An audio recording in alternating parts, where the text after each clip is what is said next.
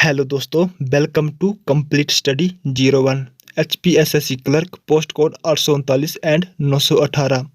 Guys, आज मैं इस क्लास में आप सभी के लिए मोस्ट इम्पोर्टेंट जीके के क्वेश्चन लेके आ चुका हूं। दोस्तों, अगर आपने अभी तक तैयारी स्टार्ट नहीं की है तो कर दीजिएगा, क्योंकि अब हमारे पास ज़्यादा समय नहीं है। दोस्तों, टोटली अब हमारे पास 20 दिन का टाइम बचा है। जैसे कि आप काउंट कर सकते हैं, आज है 24 तारीख, यानी कि रात हो चुकी है, तो कल 25 तारीख है। तो दोस्तों, 25 और 5 इस मंथ के रखो, 30 का महीना है ये, तो 5 दिन इस मंथ के और 15 दिन अगले मंथ के, यानी कि 15 और 5 टोटल हमारे पास अभी तक 20 दिन बाकी हैं। अगर तैयारी शुरू नहीं की है तो कर दीजिएगा, अभी भी मौका है आपके पास, क्योंकि गाइस इसके बाद क्लर्क बनने का मौका कभी नहीं मिलने वाला हिमाचल प्रदेश में, क्योंकि क्लर्क के स्थान पर जो है वो अब JOIT वाले ही उनको ही रखा जाएगा। तो दोस्तों चलिए, 8:30 हो चुके हैं। आपको पता है कि हमारी डेली रात को 8:30 बजे क्लास होती है, एंड आप इस क्लास को लेना बिल्कुल भी मत भूलिएगा।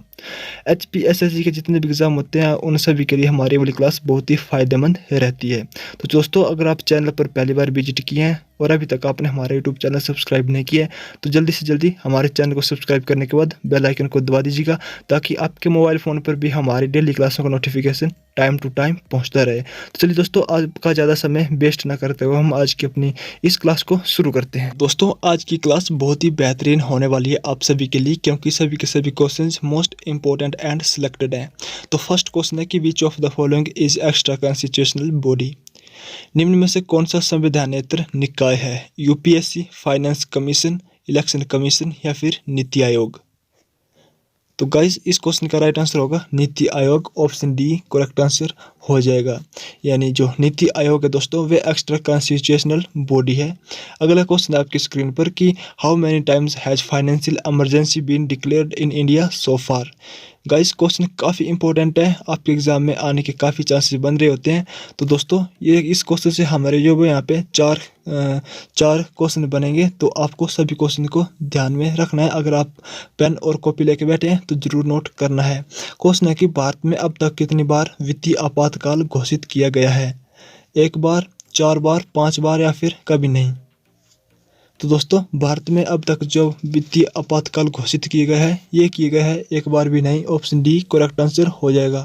और जो राष्ट्रीय आपातकाल है गाइस, वे भारत में 3 बार जो वो घोषित किया गया है। और आपको बता दें कि जो वित्तीय आपातकाल है, यानी जो फाइनेंशियल इमरजेंसी है, वे आर्टिकल 360 के अंतर्गत आता है। और गाइज, अब आपको कमेंट बॉक्स में बताना है कि जो हमारा राष्ट्रीय आपातकाल है भी किस अनुच्छेद के अंतर्गत आता है। जरूर कमेंट बॉक्स में इस क्वेश्चन को बताइएगा। गाइज, अगले क्वेश्चन की तरफ चलते हैं। तो अगला क्वेश्चन है आपकी स्क्रीन पर कि लोकपाल तथा लोकायुक्त विधेयक संविधान के किस संशोधन से व्यवहार करते हैं? तो दोस्तों, Lokpal and Lokayukta bill deal with which amendment of constitution?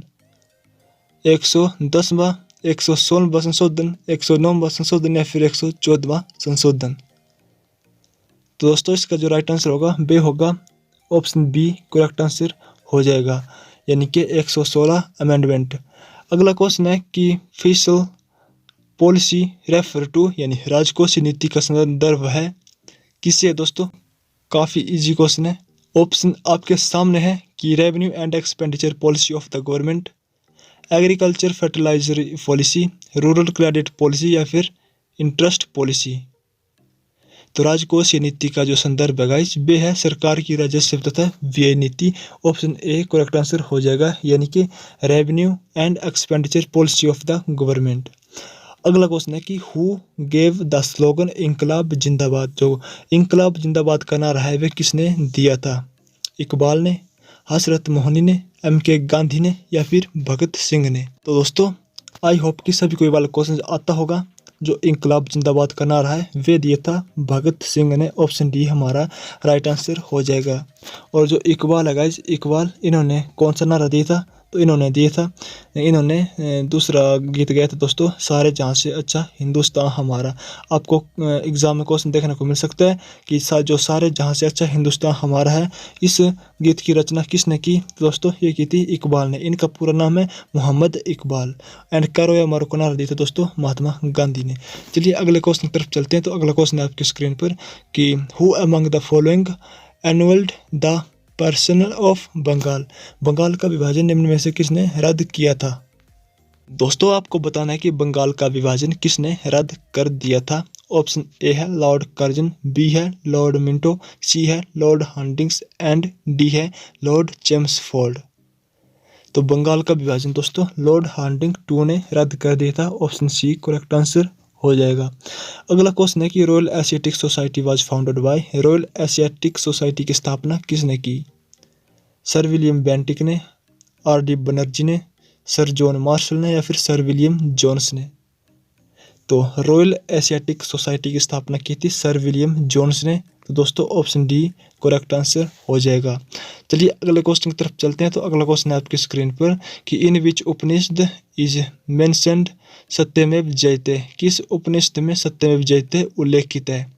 बहुत ही इजी क्वेश्चन है, किस उपनिषद में है गाइस, तो ये है मुंडकोपनिषद। ऑप्शन हमारा सी राइट आंसर बन जाएगा यहाँ पे, ऑप्शन सी करेक्ट आंसर। अगला क्वेश्चन है कि जो त्रिपिटक है, Tripitaka text are related with which religion, जो त्रिपिटक है वे उद्धरण का संबंध किस धर्म से है। वैदिक, बौद्ध, जैन मत या फिर शैव मत। तो जो त्रिपिटक उद्धरण का संबंध है वे है बौद्ध धर्म से, ऑप्शन बी बुद्धिज्म इसका करेक्ट आंसर हो जाएगा। अगला क्वेश्चन है गाइस बहुत ही इंपॉर्टेंट क्वेश्चन है, NH7 connects beach of the following, यानी NH7 निम्न में से किसको जोड़ता है। मुंबई से वाराणसी, मुंबई से भुवनेश्वर, दिल्ली से कन्याकुमारी या फिर वाराणसी से कन्याकुमारी। तो NH7 जोड़ता है गाइस वाराणसी से Kanyakumari, option D right answer हो जाएगा। अगला क्वेश्चन बहुत ही इंपॉर्टेंट क्वेश्चन है गाइस, अगर आपको नहीं आता है तो जरूर इस क्वेश्चन को नोट कर लीजिएगा। The first sense was conduct in India in, यानी भारत में पहली बार जनगणना आयोजित हुई थी, किस वर्ष हुई थी। 1872, 1881, 1891 या फिर 1901 में। तो भारत में जो पहली बार जनगणना हुई थी गाइस ये हुई थी 1872 में, ऑप्शन हमारा ए करेक्ट आंसर इसमें हो जाएगा। अगला क्वेश्चन है कि in which of the following district Maharana Pratap Sagar reservoir is located, यानी निम्न में से किस जिले में महाराणा प्रताप सागर जलाशय स्थित है। कुल्लू, बिलासपुर, मंडी या फिर कांगड़ा। तो दोस्तों महाराणा प्रताप सागर जलाशय है कांगड़ा में, ऑप्शन डी करेक्ट आंसर हो जाएगा।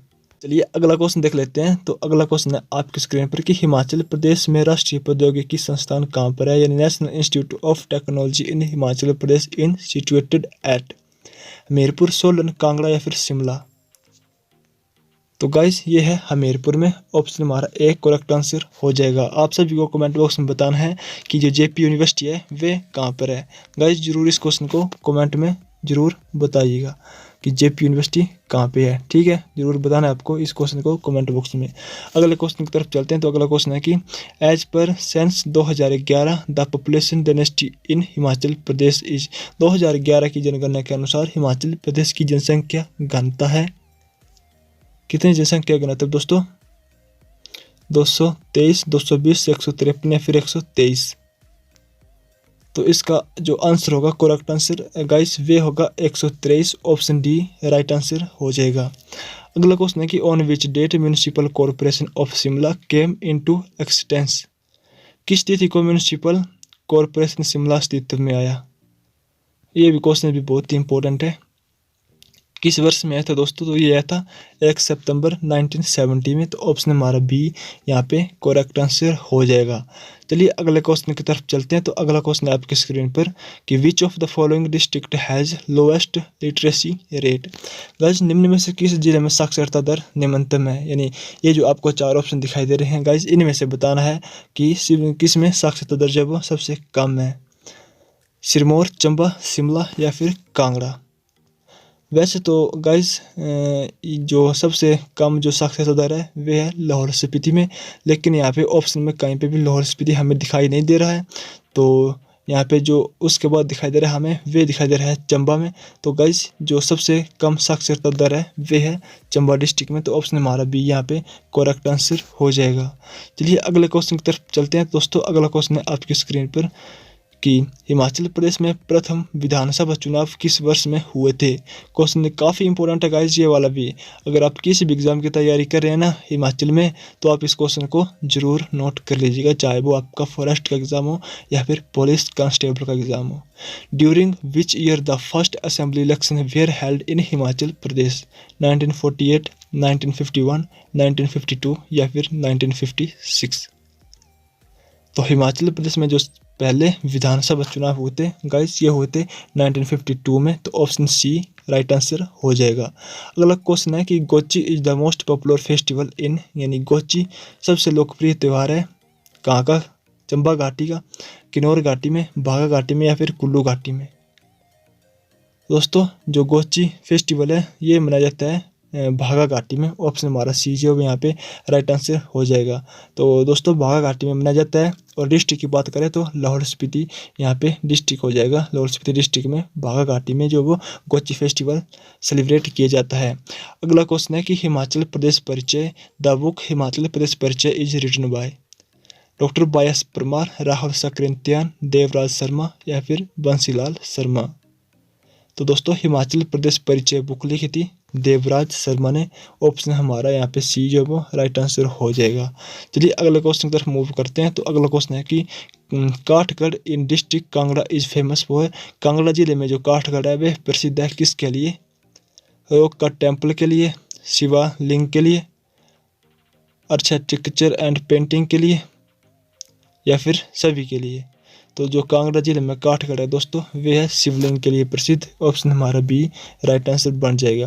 अगला क्वेश्चन है, क्वेश्चन काफ़ी इंपॉर्टेंट है दोस्तों ये वाला क्वेश्चन, अगर आपको नहीं आता है तो जरूर नोट कर लीजिएगा। The hydro electricity project Karcham Wangtoo is across the river, Karcham Wangtoo जल विद्युत परियोजना किस नदी पर है? रावी, सतलुज, ब्यास या फिर चिनाब? जल्दी जल्दी इस क्वेश्चन का राइट आंसर बताइएगा दोस्तों क्या होगा। जो करचमबांगटू जल विद्युत परियोजना है गाइस ये है सतलुज नदी पर। ऑप्शन हमारा बी करेक्ट आंसर हो जाएगा। अब आपको कमेंट बॉक्स में कमेंट करना है कि जो करचमबांगटू जल विद्युत परियोजना है वे कौन से डिस्ट्रिक्ट में है।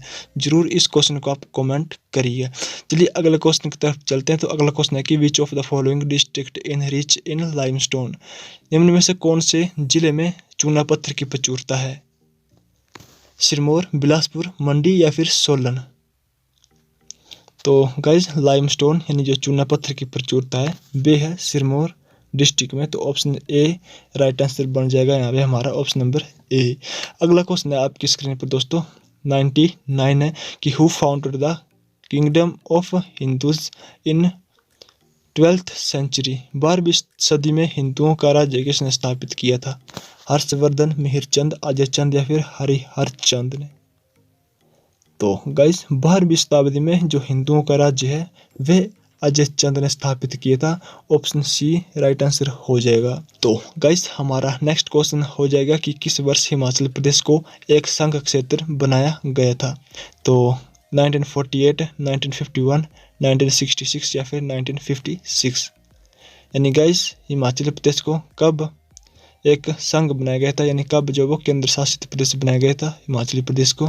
तो ये बनाया गया था गाइस 1956 को। ऑप्शन हमारा यहाँ पे डी करेक्ट आंसर हो जाएगा। 1951 को गाइस बनाया गया था हिमाचल को सी श्रेणी का राज्य बनाया गया था। ठीक है, हिमाचल को जो वो सी कैटेगरी में रखा गया था। और 48 में हिमाचल प्रदेश जो वो राज्य अस्तित्व में आया था। 48 को हिमाचल प्रदेश की स्थापना हुई थी। तो दोस्तों ये थे हमारे आज के क्वेश्चंस एचपी जीके के एंड अदर जीके के। कुछ क्वेश्चन आपको यहाँ पे डिस्कस करवा दी हैं गाइस। सभी के सभी question most important and selected है। अगर आपको इनमें से कोई क्वेश्चन नहीं आता है तो प्लीज़ इन क्वेश्चन को नोट जरूर कर लीजिएगा गाइस। आपके एग्ज़ाम को अब कुछ ही दिन बाकी हैं और अगर अभी तक भी आपने एग्ज़ाम की तैयारी शुरू नहीं की है तो गाइस अभी भी आपके पास मौका है, 20 दिन काफ़ी होते हैं। तो दोस्तों ये थी हमारी आज की एक छोटी सी क्लास। आई होप कि आपको पसंद आई होगी। अगर आपको ये वाली क्लास अच्छी लगी हो तो प्लीज़ इसे लाइक कर दीजिएगा एंड अपने दोस्तों के साथ भी शेयर कर दीजिएगा कि वे भी इस क्लास को ले सके। एंड डेली रात को 8:30 बजे हमारी वाली क्लास होती है। आप बिल्कुल भी इस क्लास को लेना ज़रा भी मत भूलिएगा।